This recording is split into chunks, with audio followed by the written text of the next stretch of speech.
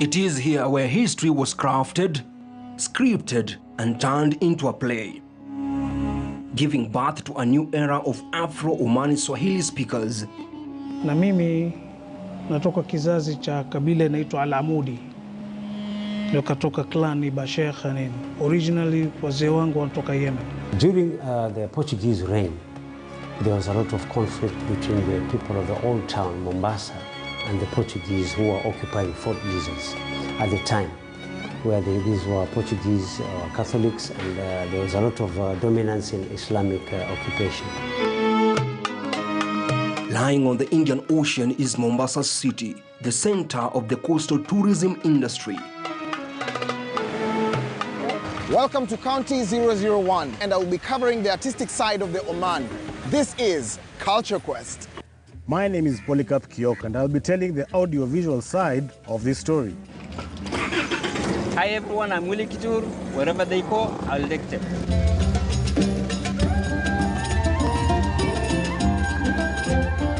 In Swahili, the locals call it Kisiwa cha Mvita, meaning island of war.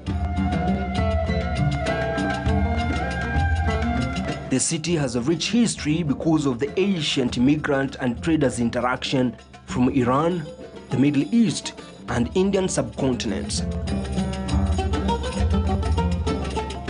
There's a lot of higher percentage of the words from the Swahili are borrowed from the Arabs, but then they've been localized.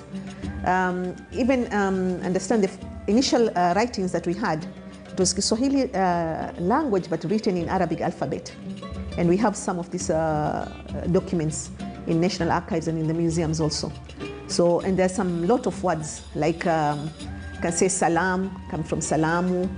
When they occupied this place, they lived for over 200 years. The occupation also for over 200 years. So there was a lot of intermarriage. There was a lot of influence in terms of architecture, because the buildings that were here were constructed in terms of the beautification was from the Omani Arabs.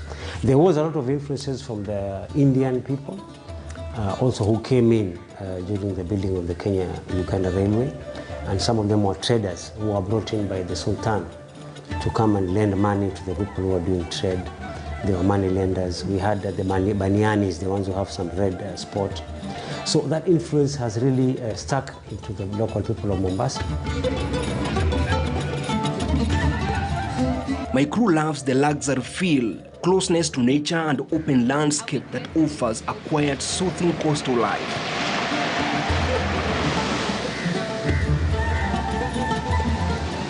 The florid orange sun rays strike the silent blue water. It's only at the Mombasa Beach Hotel, a 50-year-old tower sitting on the coral reefs, where you'll find this soothing serene. As my adventurous crew sip tea from a coffee mug, watching the entire outline of beautiful ocean sunrise, the sun's many cloves and rays jut out. The water glistens in the sunlight as the morning breeze fanned it gently.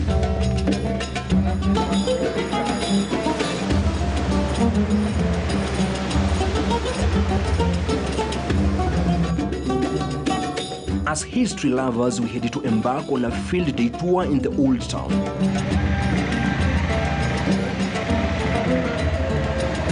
We had just left the busy street of Mombasa before we spotted this fascinating ancient Portuguese monument, an old quiet town located at the edge of the sea that boasts of rich culture, ancient architecture, a diverse community, and deep history.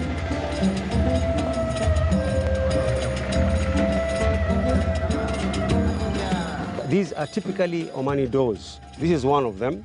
And normally, if you want to know an Omani door, you know or you discover from the motifs, the flowers that are repeated. You can see the repeated flowers that are showing over here.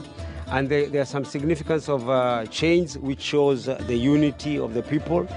And this door particularly, you'll see that there's some projections that are made out of brass. Now, during those days, the 15th century and the days before, people would break down the doors with camels or donkeys or horses. And so these particular projections will be able to stop the animal from doing it, because whenever they break down, they'll be kind of poked by these sharp objects, and so they'll relent and go back. And the bigger the door, the wealthier the owner of the place. Because if the door is big, it costs so much. Like this particular door can cost up to 250,000 Kenya shillings. And it's because of the wood that has been constructed, the kind of carvings, because this is a skill that is quite valued, and also the inscriptions. Sometimes they have the inscriptions of the Quranic verse on top of that board in front of it. The town was notably the docking place for Arabian, Indian, and Persian traders during the Indian Ocean trade. During the annual monsoon winds, the traders would dock their dhows at the port and bring porcelain, textile, oil, silk, and spices. And a little further on, near the ocean, stands an old stone tower.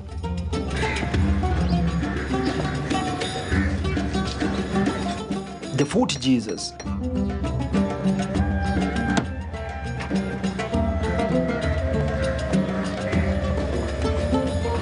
A Portuguese fort that was built between 1593 and 1596 by order of King Philip of Portugal to guard the old port of Mombasa, and has since been declared by UNESCO as a World Heritage Site. The buildings in Old Town are conveniently located opposite each other and separated by narrow streets. They are a mixture of old Arabian, Portuguese, Old British, and Asian architectural designs characterized by raised balconies, wooden windows, large Arabian doors, and white coral walls. During this period after monsoon winds, some traders would stay back and settle in the Old Town. This settlement led to cultural blending that allows Mombasa to grow of diverse people, cultures, cuisines, architecture, and languages. All the foods that we talk about in Mombasa, like pilau, it comes all the way from the Omani Arabs, from the Arab. If you talk about biryani, it comes all the way from that. But we now use it as our own local staple food. Most of these bhajias and samosas and all this cuisine that we have is a great influence that was brought in by the Omani Arabs. Of course, including the Indians who came, they came under the influence of the Sultan. It's a Sultan who brought them in. The mercenaries who came to fight on behalf of the Sultan, all the way from Baluchistan, they came and influenced the local people.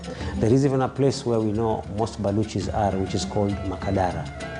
After a long sunny day, the only place to go is this cave restaurant.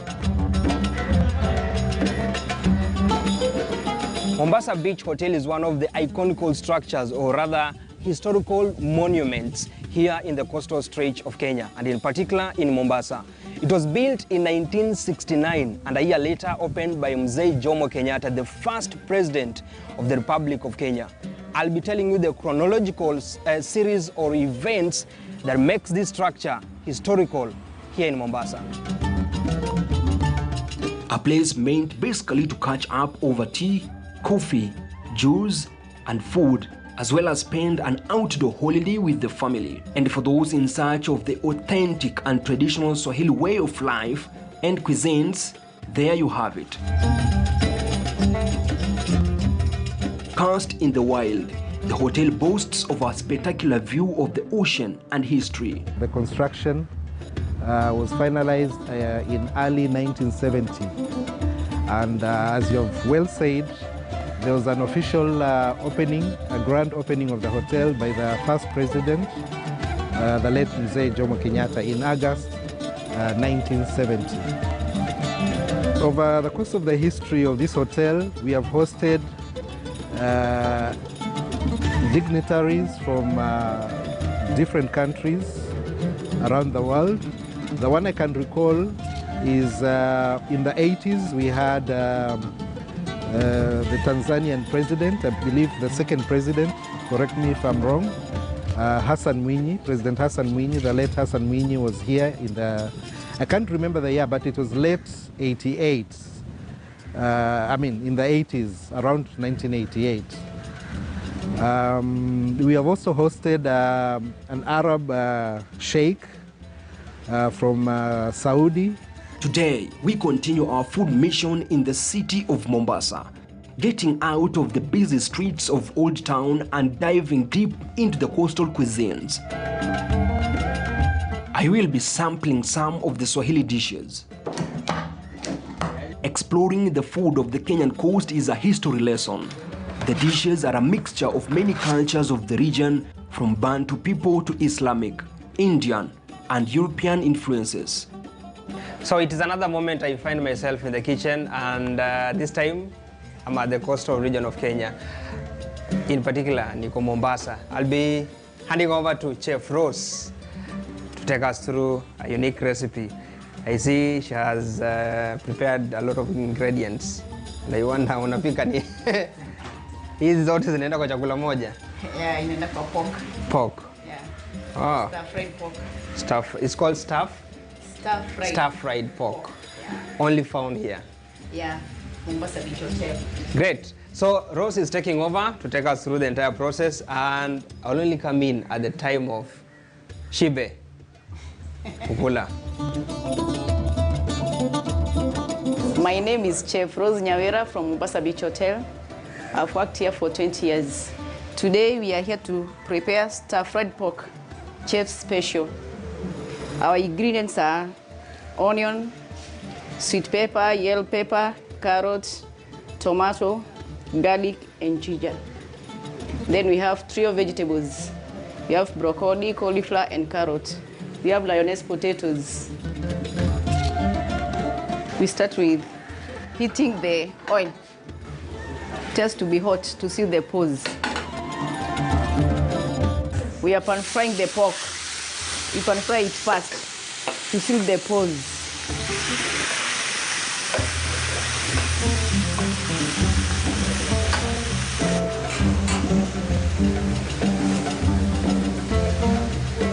We are going to blanch our vegetables.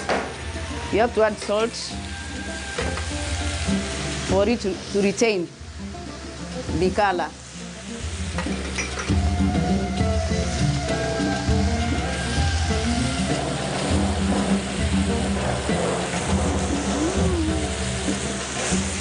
We keep turning the pork until it's golden brown.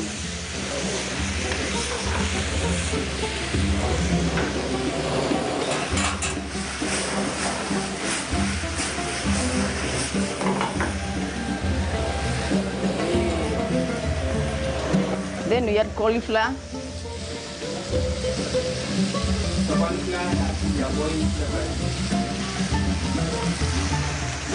Carrots will take time. It takes time to blanch. And cauliflower takes more time than broccoli. So we add cauliflower to carrots. After 2 minutes, we add broccoli. Then remove it from the fire.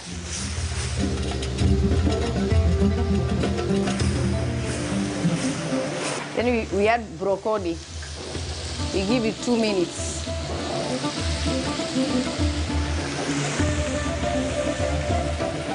As we wait for it to cook, we are going to peel our potatoes for lioness potatoes. Our vegetables are ready.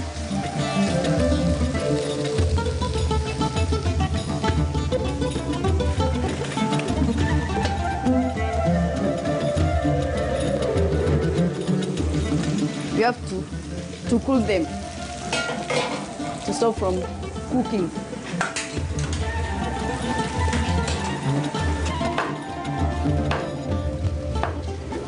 These are our lioness potatoes. This is the shape.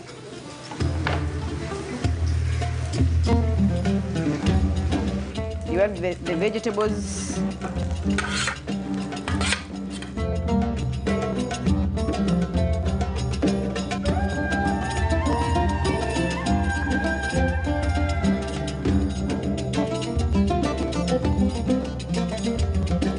Hii ni stir fried. Sasa inakuja kuongezeka chef special, tukianza kuongeza hizi. Sasa ikiwa hivi it's already now stir fried. Inaweza sasa hivyo. But as Mombasa Beach, gonna go, we think outside the box. Tunaongeza tomato sauce.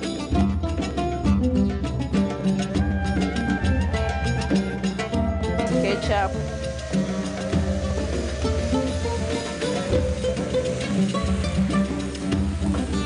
You have chili sauce.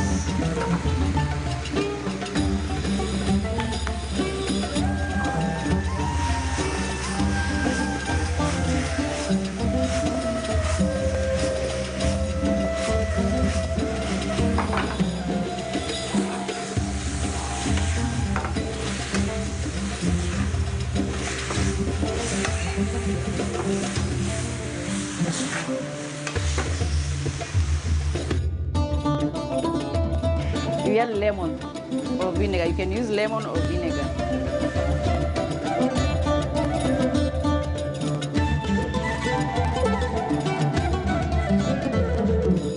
That's lioness potatoes. Now cook halfway.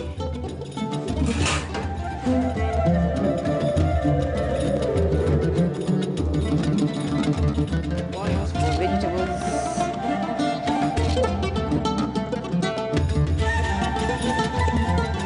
We are going to toast our vegetables. Get some oil, little oil.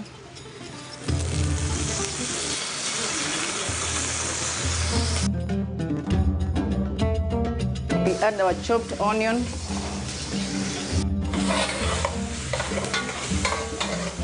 Toast our vegetables.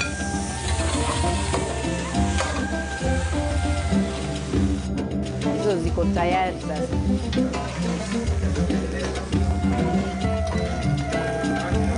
We are done with the recipe, ready to serve.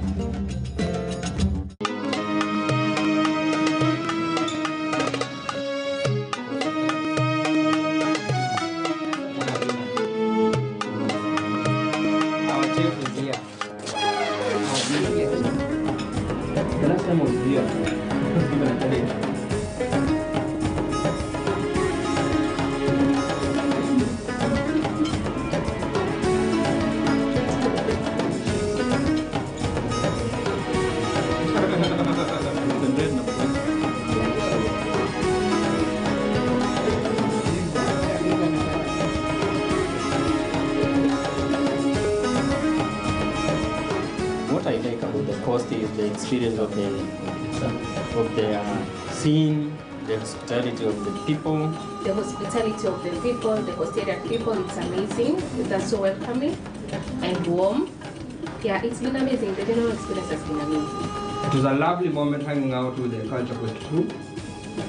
An experience and a memory that we have created for the 5 days we've been at the coast. And that's how we wrap up our today's show. Till next time, I've been your host, Levis Msumba.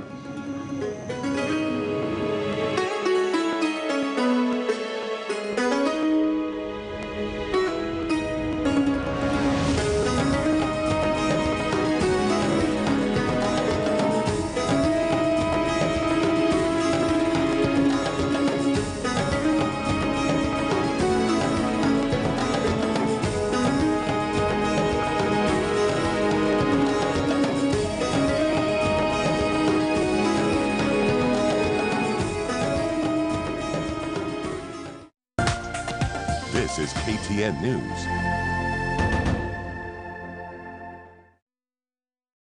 My name is Jane Karuku, MD and CEO, East African Breweries.